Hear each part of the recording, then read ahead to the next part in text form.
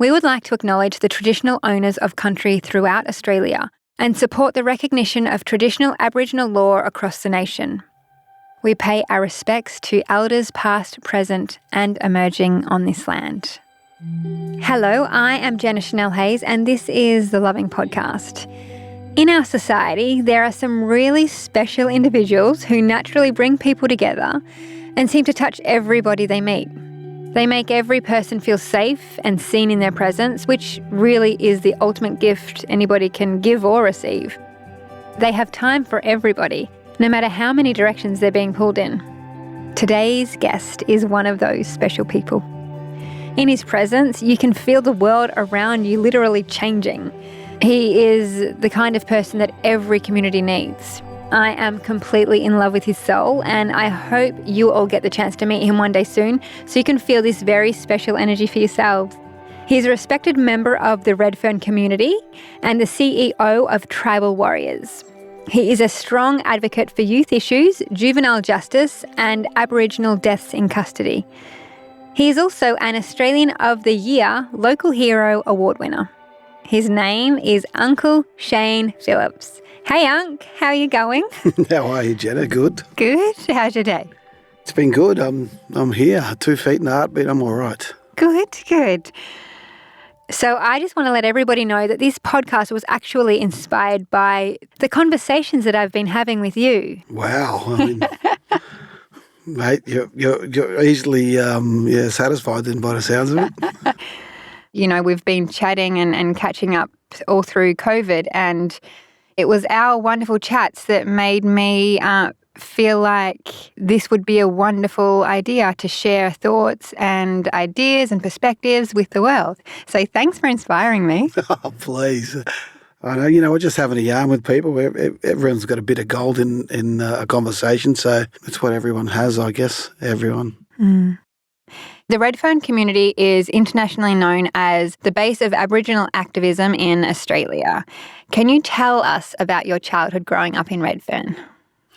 As a young one in Redfern, in the area, I remember when I was a young guy or when I was a kid, we saw some amazing, strong role models. And, even though at times I saw the ugly side of countries where we weren't really valued as people. And I didn't have much hope for myself, or we thought what we were seeing, after 3 o'clock in the afternoon till the next day was strength and beauty of our people.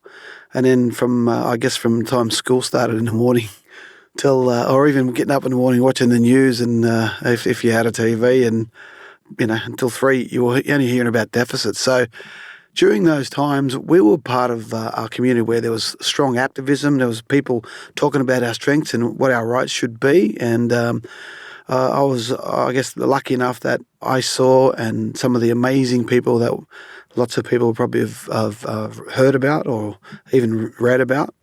And those people drove strength and empowerment and included my own parents, some of the most amazing human beings that I remember, and I was lucky enough to be able to see these people.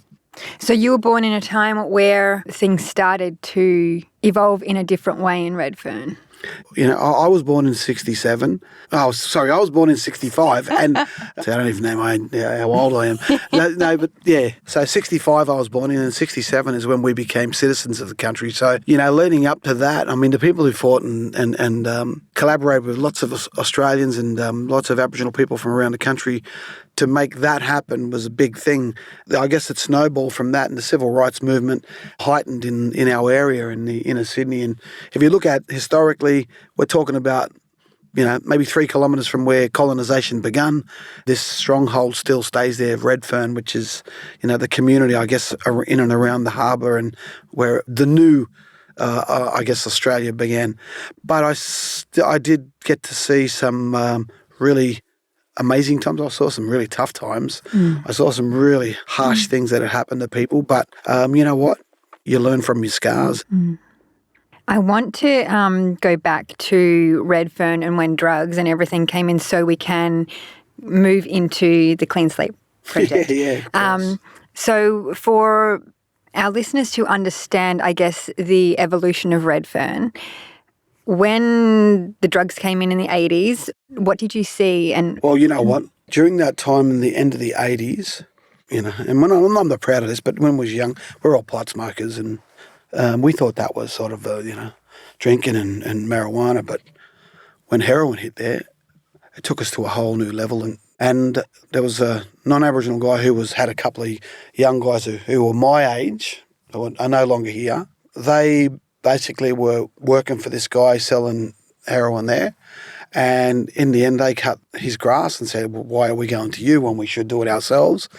They grew it, and then other young guys from the community started to jump on board, and that just took us down really quick. Now, it went from marijuana to heroin, and heroin became the number one commodity. People from all over the place could get off at the station, walk down the hill, and I don't even know the trends of most heroin users for us that I saw. First 100 metres they were using. So we became their toilet, basically. So what happened was people from all over the place were coming there. There was a market of there. You could get in there because it was a no-go zone with Aboriginal people and the police, and they took advantage of that. And all the aunties and uncles and the families who were trying to just survive and do the right thing, they became victims of it. The interesting thing about it was the relationship between us and the police at that time was really bad. I guess it was historically bad, and we all just had this perception. We were actually conditioned this way by our families, our parents and that, because they'd been brutalised by police through the dispossession. So you were conditioned to not like police. Yes. And it was terrible. You can't continue. It's unsustainable to have that mentality. And so what we were doing is feeding that to each other, and the police became like the enemy. And then the drugs perpetuated that. It just grew. It grew. So what happened was, we kept feeding this to each other, that they were the enemy. The enemy was the drugs that were there. Now, we had our own families involved in it because they were dealers, and we went down really quick. The results of that are death, violence, destruction. There's nothing good that came out of it. And the reputation of Redfern that a lot of people have, which is not actually the true representation. No, that's right. That's what they're thinking of back then. Lots of our own families wouldn't even come there because they just saw everything that was on TV about it. And there was lots of, there was some craziness. I would never wish that upon any community because I saw it. And, I raised my kids there, my older kids. Through that time? During that time. It was unfortunately normal for them to see people using. I don't know how many times I went out in the street and nearly knuckled up over people using in front of the kids. It was pretty bad, and I don't like talking about it because they were bad times. And I don't want people to define us by that. But at the same time, we don't want to forget what happened. And that is a direct result of our past, which colonisation. It all stems back to that. So it's important to. Yeah, and look, we took responsibility for it ourselves as a community, but lots of people use drugs, whether you're black or white, because of past scars, and it manifests itself in lots of ways, and sometimes people mask their pain through their addiction, and we saw lots and lots of that. And if you're in a place where there's a compressed or a condensed group of people who are all feeding off that together, there's a culture within itself that makes it hard to escape. And people think they've got value there because everyone's suffering together, so they feel like there's commonality. But what we managed to do, and eventually as a whole community, everyone took responsibility. Everyone made sure that they spoke of it openly. Around about 2009, 8 and 9, we made that massive change. We owned it. We knew that we were on a new trajectory, and that was based on that past of our people, the strengths.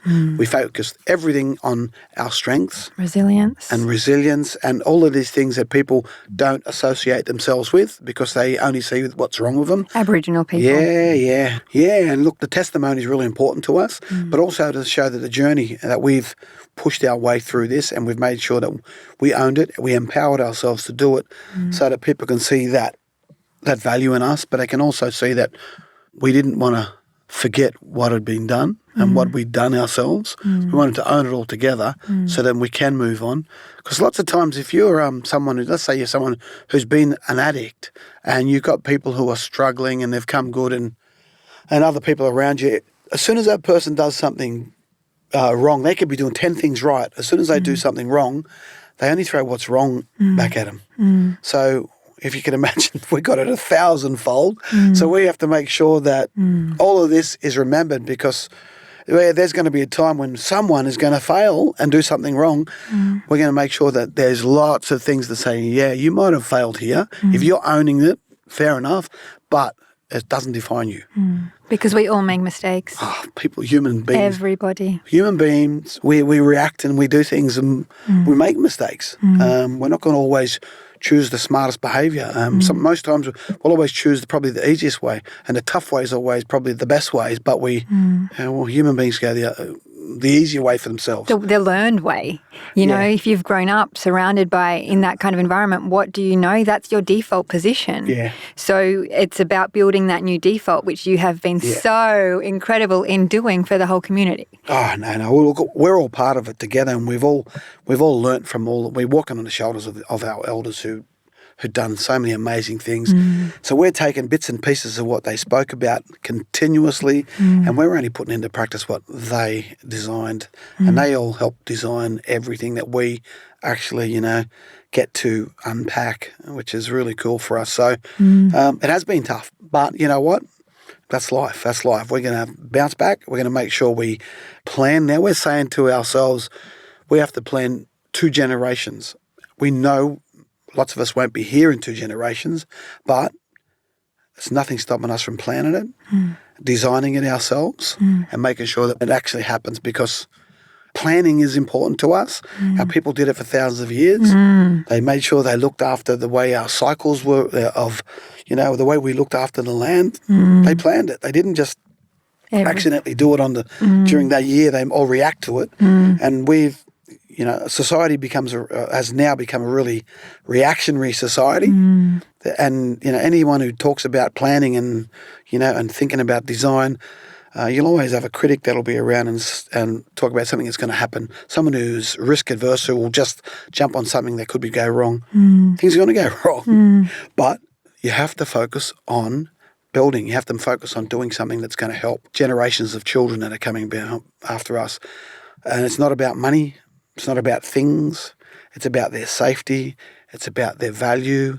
It's about them having a place where people care and love and look after each other. That's the really important thing. Self-worth. Yeah. So when the community was in that kind of place, crime was obviously through the roof. a part of that. And then you at Tribal Warriors, created the Clean Slate Without Prejudice program. Can you tell us what that program is and what it has accomplished over the last 20 years? So it's crazy how things happen, but during that time we had bad relationships with police, and I thought the police were the enemy. And I don't even like using the word, but I had anger and resentment and even a hatred towards the police, because I'd been treated badly by them. And I'd known lots of people who talked about their stories, and they probably had lots of bad stories about us as well. I'm sure we both had all these bad stories about each other. It's a two-way street. Yeah. Anyway, if you can imagine, the relationship was poor. They were on the other side of the window of their car, and we were on this side. Now, if they drove down Everleigh Street and there's 4 young guys who would probably dislike them and say something that were kind of projecting negative energy onto the police, and therefore the police are projecting negative energy back at them, and so it's just... Well, they just thought it was the whole street. It was everyone there. Yeah. We were their enemy.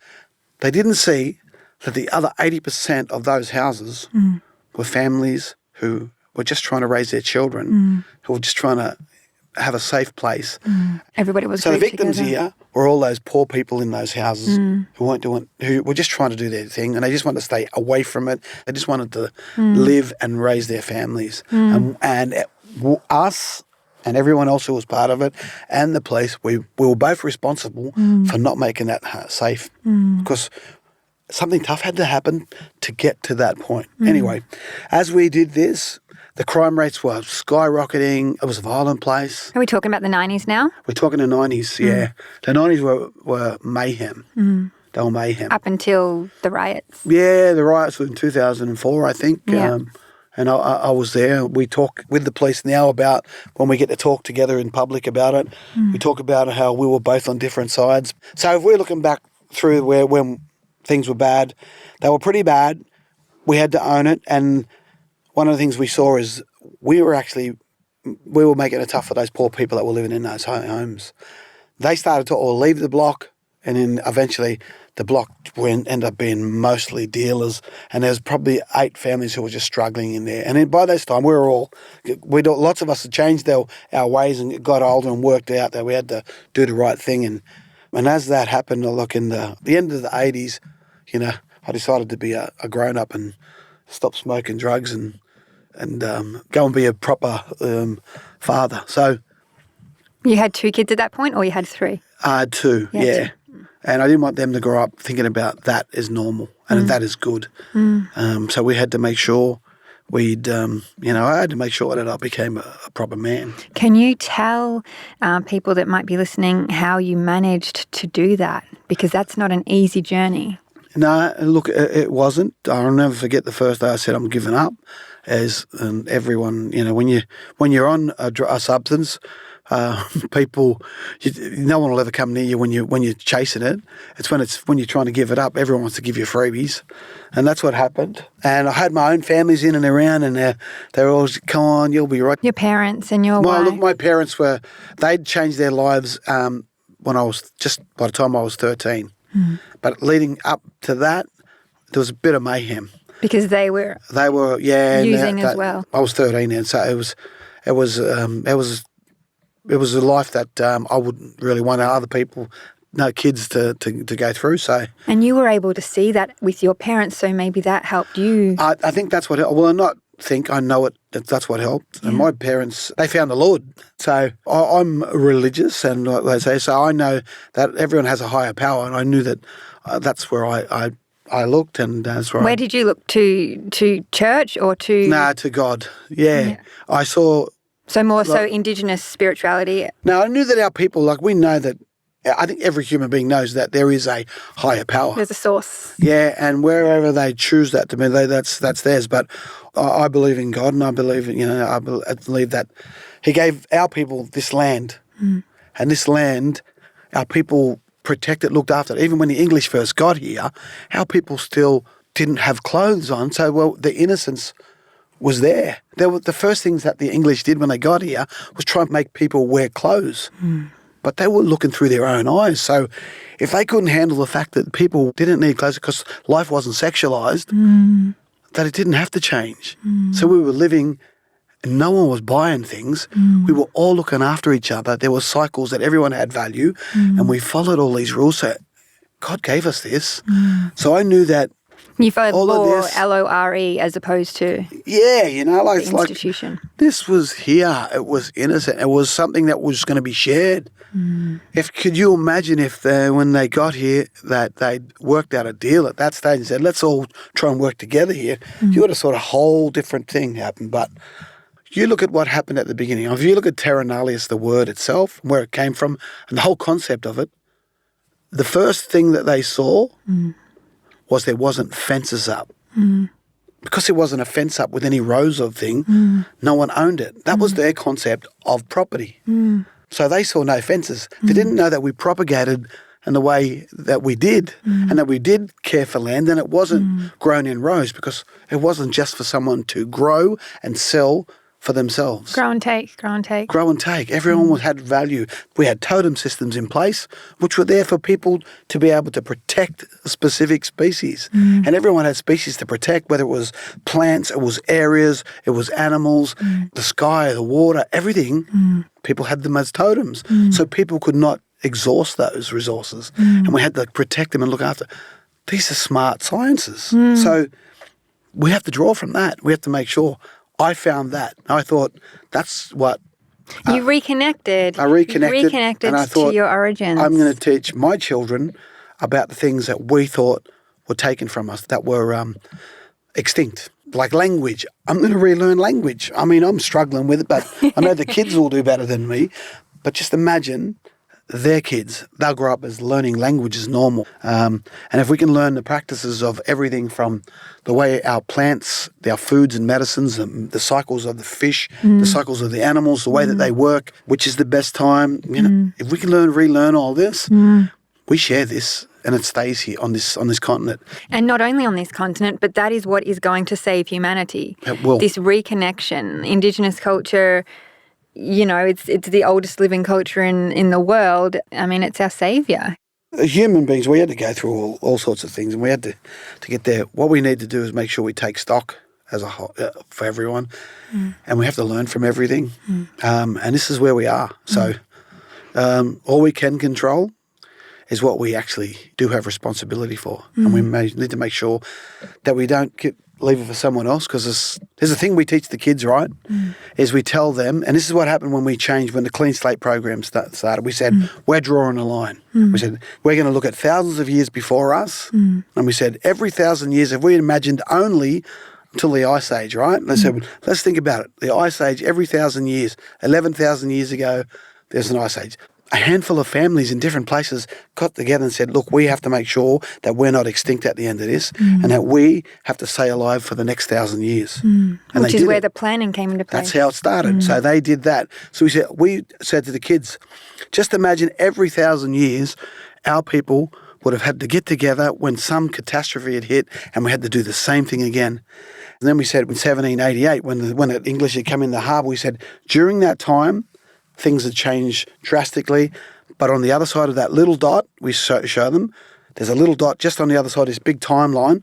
We said that little dot is us right now, and that dot there, we have to make sure it's our responsibility. If we do this, everyone that's connected to us, black or white, if we take this another 1,000 years, it's because we all took that responsibility and we all owned that change, and we have to rebuild again ourselves. So the children know that, and they know that that's the hard part. And like, they're a bunch of kids. You think the grown-ups would be having that conversation, but the kids are? The kids. And are these Indigenous and not Indigenous? Yeah. Because we live in a community where we're all poor and we're all, everyone was affected in some way. Our friends weren't just Aboriginal people. Our friends were all the families who were poor too. And the community. If we don't treat each other as a community, we're just doing what other people have done because of money. So everyone has value, everyone brings value, and that's what's going to happen. We're not going to be the best at it yet, but we're going to learn from it, and we're going to be honest about the way we do it. And if we fail, we fail. But we will. No, but what I'm saying, we'll take responsibility for it, and then we'll start again and we'll keep going. But we haven't had this chance for just a little bit over a couple of 100 years. And this is that opportunity. It's exciting.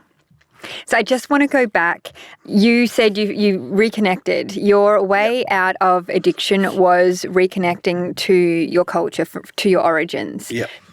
What was the process? How did you do that? Did you speak to your elders? Did you read books? Did you? No. Look, I'd seen lots of... there's lots of ways that can be done. I saw everything from AAs and all that. But I know that my parents, their faith... it changed our whole life for our family. Right. And I'm thinking, because I remember before they'd changed where we were, and Dad was a boxer and he had a big profile, and lots of people struggling during the movement. So they end up drinking in your household. It's not a great spot to come home to when you're a kid just coming home from school. Yeah. So when they changed their life, it had such an impact on me, and they found the Lord, and I said, wow, that is really cool. I said, I'm going to change my relationship with God. So you just really focused on your goodness, like you focused on your worth and... Yeah, and being responsible for things, like I teach my kids that everyone's got value. One of the things that our mum did, they had a church. Right. Your parents had their own church? Yeah. And that was a safety. Actually, it was called the Koori Lighthouse. Oh, so is that kind of where it was a safe space for you to go to? Yeah. Lots of people, it was a safe space. Was most of the church community Indigenous? So you guys shared that? Yeah. In the old days, lots of people used to associate our culture with something that was evil, but they didn't know the value of what we were doing and how simple it was. Yeah. There were simple sciences to it, and it worked. So, I guess that was one of the things. Mum and Dad taught us about our strengths and the strengths of our people. So we just flipped the switch, and the switch was there. And we had a genetic switch that we had dormant for a long time. So, do you know what the catalyst was for them to change their lives when you were 13? Was there something that happened, or? Yeah, I just think my mother's family all were taken away from. They were all stolen generations. Yeah, they'd had. And your mother was, and your dad. Yeah, they'd done it. But Dad's family wasn't. They stayed in the bush basically they worked as slaves for a couple of families up on the northern rivers of New South Wales. But, there was a small wage, but they were able to live out away from everything. They fished on one side and they had a river on one side and a beach the other, so on a peninsula. So all the stories I hear about Dad, hunting. So they lived that lifestyle. Yeah, so they hunted and they all ate, and they all made sure that they didn't need to go into town very often. And they become had dependent on Western. Yeah, and they had a guy who was a pastor who was a non-Aboriginal guy who protected the people from that peninsula from the government. Wow. So lots of those families stayed there. Wow. But it wasn't all bells and whistles. They worked hard and they struggled, but they stayed together as a family unit. Dad's side. Mum's family all came home when they were 18. How many siblings? So there was 6 of them in total. The youngest one, he was a baby, and the grandfather goes to war. So he goes to war, and next minute... He goes out of country and they take his children. Yeah. Oof, that's vicious. Yeah. So he came back and they were all gone and he didn't see them for 18 years. Yeah. That is... it's pretty rough thing, and I know lots of stories about... There's been lots of stories about things that my grandmother did to try and get him back. But that's how it happened. But they eventually bounced back. My grandfather didn't bounce back, but he had to try and rebuild himself. He was in the First World War, so it was crazy. So he had it tough. So you changed your life and became the CEO of Tribal Warriors. And one of the ways to help people through addiction is obviously you need support. You need the support of community, friends, family. So can you tell us about the Clean Slate Without Prejudice program? I'll tell you what, it's changed lots of our lives and given us hope. So when we did decide to change, the enemies of us and the police were there, and a new commander, his name was Luke Frudenstein, joins Redfern Police. And we'd seen lots of commanders promise things before, but he turned up at the men's group, and the men's group were trying to rebuild internally at that time. And there's a guy named Mark Spinks who's our chairman. He's an amazing, growly old bloke, but he's got a heart of gold, and his leadership was amazing. So anyway, he says, lads, I'm going to let the police come in today. This is a new police commander. And this is when crime and drugs... It was at its peak. Everything was crazy in Redfern. It was at its peak. Yep. And he goes, there's a guy here, his name's Luke Frudenstein, he's the new commander, we're going to invite him. We all said, no way. And he said, listen, let's just give him a chance. He's coming in. They said, in his uniform. And he said, yes, we might as well get him in uniform. Anyway, he comes in and he says, listen, I've got 15 young men who are committing robberies in this area. We know who they are. They're doing it, and we're arresting them almost every week. And I said, we need to do something about it. So we just said, we're not going to deal with this bloke. But anyway, we said, we'll go and talk to these other people. And every month he'd turn up, because we don't have it once a month, and he'd turn up second month and he said the same thing. And then by this time we said, look, did you speak to so-and-so? And he said, yeah, but they don't want anything to do with me as well. So then that was somebody else in Redfern? Yes, we sent him to some of the ladies. I know they were dirty on us. Anyway, the third time he comes there and we said, all right, we're going to sit down together. So we said, we'll pull together a meeting and we'll ask some other people from the community to all turn up. So we sent it out and asked people to come to this meeting, and no one came. And we said, all right, because Mark Spinks, Mick Mundine, Annie Millie Ingram and myself were there. And I said, listen, if you want, Tribal Warrior will step in. The way we're going to do it, we want to run a routine program. We're doing it with the maritime crew. And I said, because my dad taught us all about routine. First thing he did was boxing. Get up early in the morning, train, and then the day's ahead of you. So I said, I'm going to do that. I said, if you don't mind, this is before the police commander turns up, I said, I'm going to go and put him through a routine, and I'll put him through a deckhands course, so they'll get maritime skills, and we'll teach them all about our people. And they said, all right, let's just do that. So when we get there, he comes in and we said, listen, this is what we're going to do. We're going to teach them routine. We're going to teach them about their people. We're going to give them a maritime qualification. But we want to train with police in the morning. So the Redfern community and the Redfern police, the Redfern police come together. Yeah. Very, very negative perception of each other. Absolutely. And putting them together in one room. Yep. So we said we're going to identify these police that we want to come because they've got a bad reputation in our community. So you wanted to choose the ones who had the bad rep to come. And they knew because they knew these 15 young guys. And we said, rather than get the whole 15, we're going to pick the 10 most influential because we know all these kids. We chose the venue. It was Redfern PCYC. We said it's going to be 6 a.m. start. The interesting thing, a week leading out to before it, they got nervous and brought the Juvenile Justice and Department of Family and Community Services all together, all these government departments together, and said, listen, we want to change the time. They said, we've had a meeting about this and we want to move the time to 11 o'clock. And we said, why would you do that? And they said, these guys are the experts with these kids, so we talked to them. I said, all right, tell me what you think. So they put it to Juvenile Justice, who says, look, we can't get these kids up at 2 o'clock in the afternoon. It's not going to work, and we want to move it and run the program. We'll give you money for the program at 11 o'clock. Who said that? Juvenile Justice, the department, government departments. Said it to you, to Tribal Warriors. And the police and everyone in this meeting. Okay. Because they'd all had their own meeting, all the government, without us. Yeah. So I said, guess what? You run your own program. We'll run ours now. We're already going this far because we've went and met these kids and their families. We'll run our own. You run your own, and we'll see what happens. So the commander jumps in and says, all right, I'm going to do it with you guys. And this was Luke. Yep, Luke. And we said, all right, Luke, we're going to do this alone. We don't want their money. We're just going to do it ourselves. And you and Luke didn't have a great relationship up until that point? Up until that point. So it's June the 9th, 2009. It's raining. It's 6 a.m. It's dark. Or it's before 6 a.m. And we saw police going into there. And then the kids saw this one guy and we're in a little minibus. They saw him and they said, there's so-and-so. I hate that so-and-so. And we said, boys, we're going to go in there. We're going to train. So when we get in there, we said we'd already designed it. We're going to train with someone different. 3-minute rounds, there's going to be 9 rounds, then you'll change over. But you've got to train with someone different. You're not allowed to hang around with each other and talk about any of the old stuff that you do, but you only have to talk about strengths. How old were these kids? 15 to 19. Okay, and every single one of them had to box with a police officer? With someone else, yep. Yep. And they weren't allowed to just train with each other. Yep. So we did it and we told the police the same thing. And you weren't allowed to talk about, the police weren't allowed to talk about that to them about their crime. We're only going to train together. So all we did is train together. And at the end of that session, everyone was smashed and we saw each other. For the first time, we actually saw the person instead of the perception.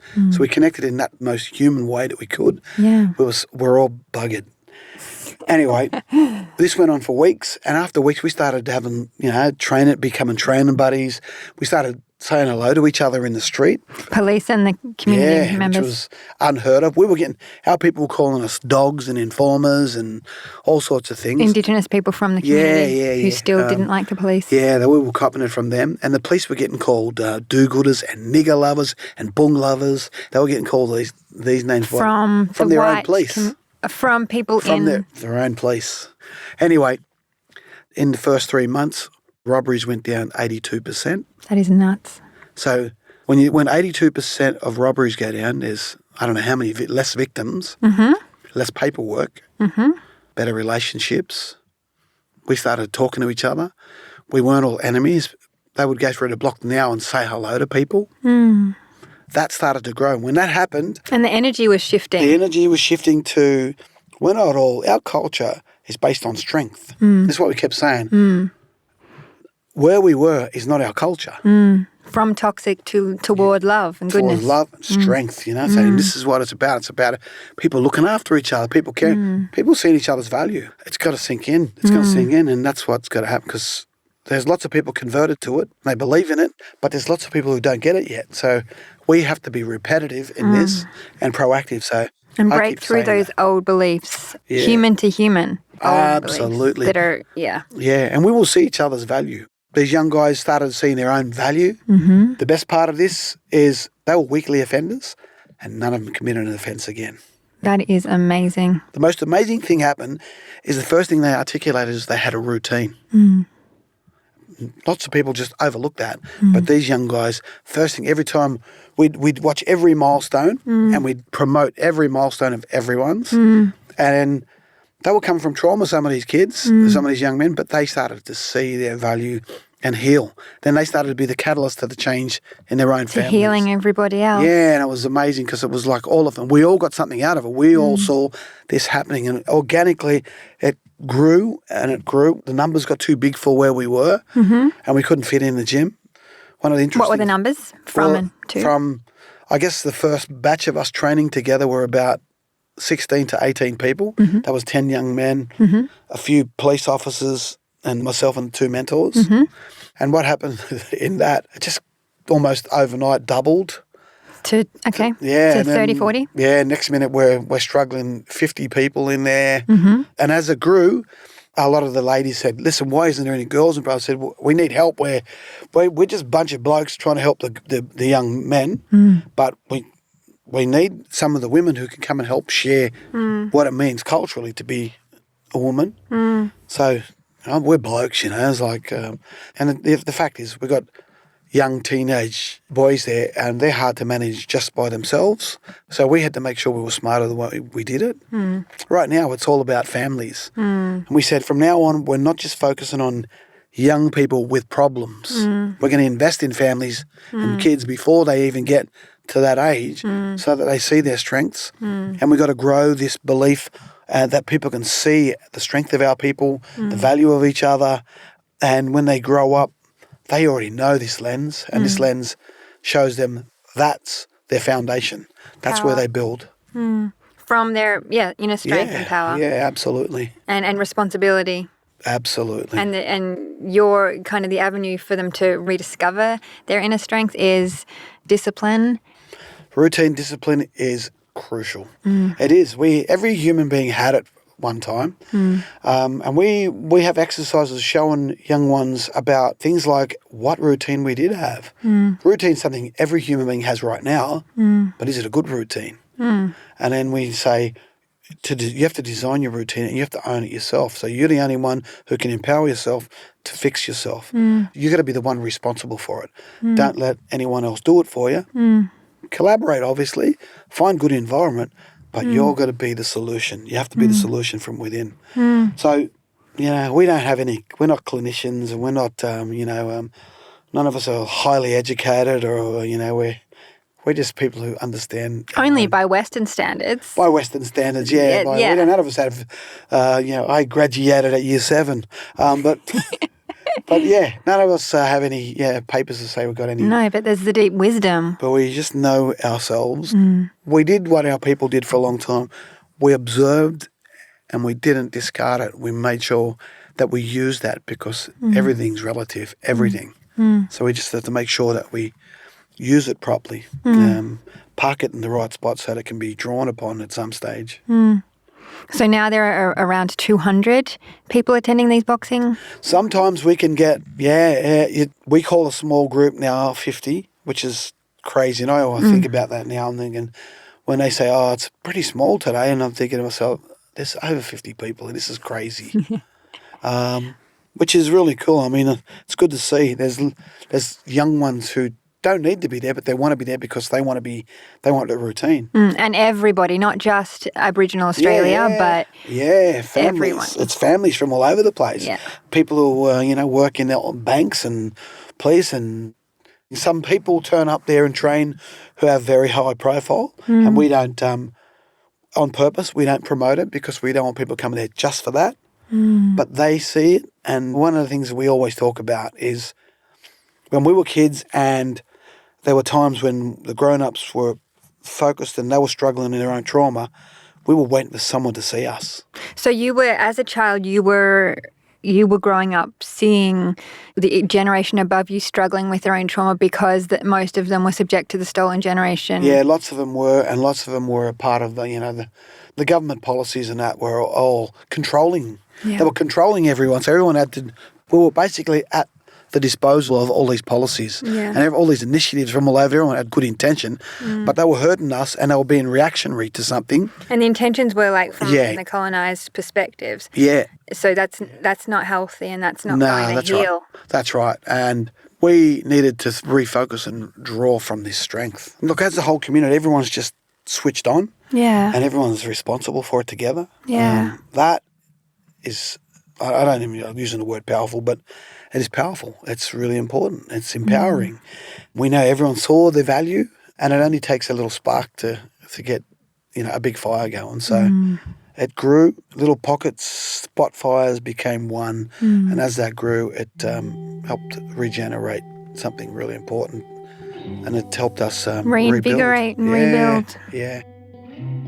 I was over at your office the other day and some of the kids were heading out to feed the homeless. Yeah. So you have all these other programs that work to... Yeah. We're living in a society now, everyone's taking. It's all about take, what you can get. And it's not just our people, it's everyone. It's a society of material stuff. It's a capitalist way. It's capitalism. It's, we're all wants to keep up with the Joneses. And so lots of the kids have grown up and some of them are struggling. We want the kids who are also coming from trauma to actually see, you get to look at yourself if you can actually help someone else. And if you can see it somewhere else, you take stock as well.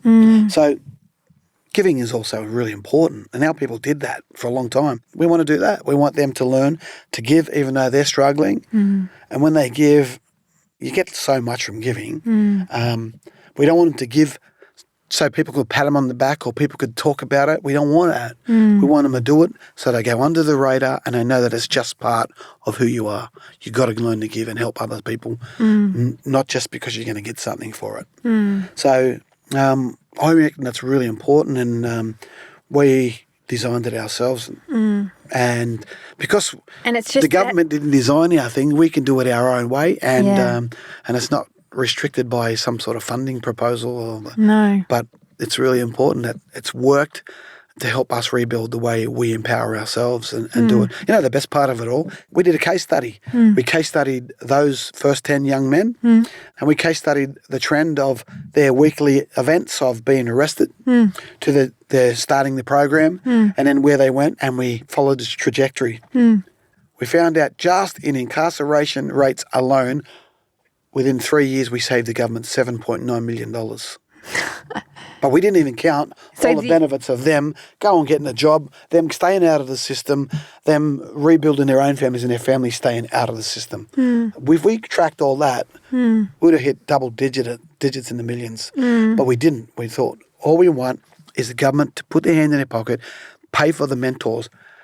We're community, we get that, but invest in something that is building strength. And it has proven to do so. It's proven. We capture and measure this now. We don't do it just because it's a feel-good exercise. We want to capture and measure it and prove it because we now have, not state government, because the state government pretend they've got no money, but the federal government end up putting their hands in their pockets and pay for our mentor program. Amazing. And we're grateful for it. It needs to grow, and we want to grow in our own way so that within there we find our own businesses that we can create inside with all the young ones who have come through, help them design, build their own business like a cooperative, like we will eventually take ourselves right off the grid and do that by ourselves. We'll have honest dialogue. We won't dance around it. We'll talk to each other about where we went wrong. We'll wear it. There'll be times when we probably hurt each other's feelings because it's sometimes hard to hear, but it's the only way to do it. We will do it that way. That's the way we empower ourselves. After everything that's happened in the past, through your upbringing, are there any issues facing Redfern today? Redfern, the suburb, obviously has gentrified, so we know that lots of our people have sort of been displaced. So when did they start doing that? They started that in the 70s. So they were actively moving people out. Yeah, look, it's all about property for people. What happened was they'd realised the CBD was there and they needed to make sure they got the best assets. And by doing that, property, and money, it drives lots of people's unusual thinking, and it's all about the value of the dollar. But we saw lots of our mobs move to Western Sydney.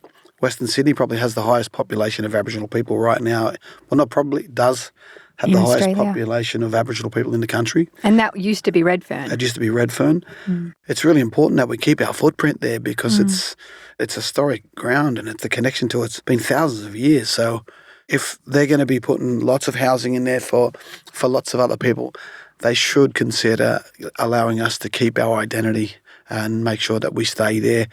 But we can't be defined that Aboriginal people just from the block. That's one of the things we keep saying. We said we're all from the block, but this can't be the only place that Aboriginal people deserve to live.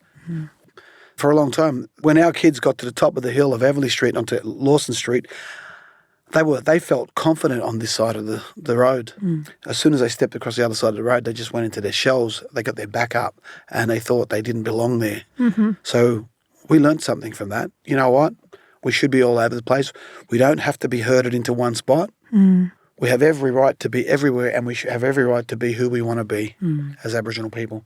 And we should make sure that we all have appreciation for each other, black and white. That's really important to us because we don't want any us and them. We want to make sure we're growing and we're healing and we're seeing value of each other as a community. That old relationship where we were the recipients, we want that out. We want that to be, obliterated from the memory of everyone we know. We are stronger than that. That lens we talk about of strengths, we want our children to see that. That's thousands of years of strength. That's where they should be drawing from. And while they do that, they'll learn to appreciate other people. They'll learn to appreciate themselves and value themselves. And it makes you more open to people. And you do heal by doing it that way. So we want our kids to know that they deserve to be everywhere and anywhere. And they've got to look after each other and everyone else. And that's our future.